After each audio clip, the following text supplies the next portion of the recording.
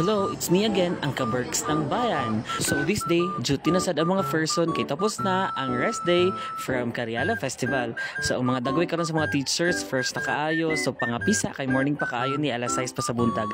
Tanawa ang smile ni Ma'am Jessa o na, gahay masamis ang dagway. Pero ang inyong mga Kaberks, naglisod na siya kay bisag sudlay wa na kaila. Kay tanawa, wala siya kabalon sa ibuhaton una. Kay ang table perti na kaayo kagubot. Nagsagol na ang bond paper, ang exam, ang stapler, ang puncher.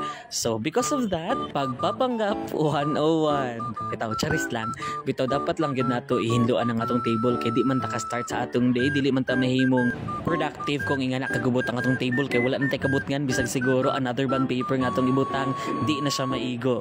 So this time, gipang sulod na nako bisag asa ang uban gipang labay na nagtapat na gud ta og basurahan dinhi para diretso naglabay especially ng mga scratch papers, mga kuris-kurisan nato. So ang uban mga bond papers din gipang sulod na nako sa drawers to the other folders, gipang sort na nako ang mga magamit pa og dili na magamit aron mahimo lang gimahinlo ning atong lamisa kay murag dili na gid ko kasabot. To be honest lang yun. So kaning uban gani dinhi di na ko kasabot kung magamit pa ba ni or dili kay ambot lang yun. Bitaw charis lang. Kay ang kulang na lang gid ang akong table na lang ang akong ilabay para wala na gid tay basura.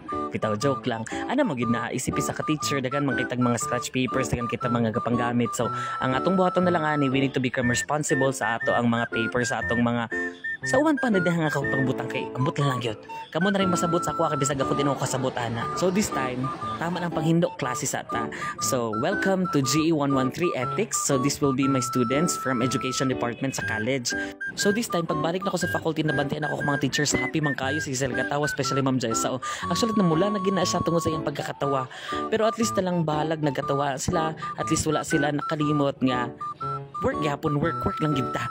So kay tungod kay balik na din ta sa atong original nga faculty office kay tungod kay gigamit man good ning room last Cariala kay tungod kisaba pod kayo diri kinaami sa likod sa court. So this time human man ang Cariala Festival, hinlo ang mga teachers o diri sa old faculty office. So bahala ka pang hinlo, katawag gamay, pang hinlo daghan, di ba? At least ana man na.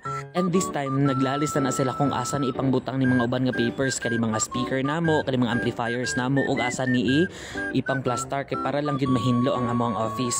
So this time kay tungod kay bakwit lagi 101. So inyong Kaberks al sa gitag lamisa kay tungod kay wala moy mo alsa nato kita ramang gyud. Nangayo na lang dayon og tabang ang inyong Kaberks sa akong ST nga si Regine Porsado. Shout out to you Regine. Kay para lang gyud mahimutang ding lamisa sa inyong Kaberks. So thankful pud kayo may kinaatay mga ST nga gatabang sa amo this time at least na lang nga males ang burden sa mga teachers. Alright, time check. Ting out na kalipay sa mga teachers.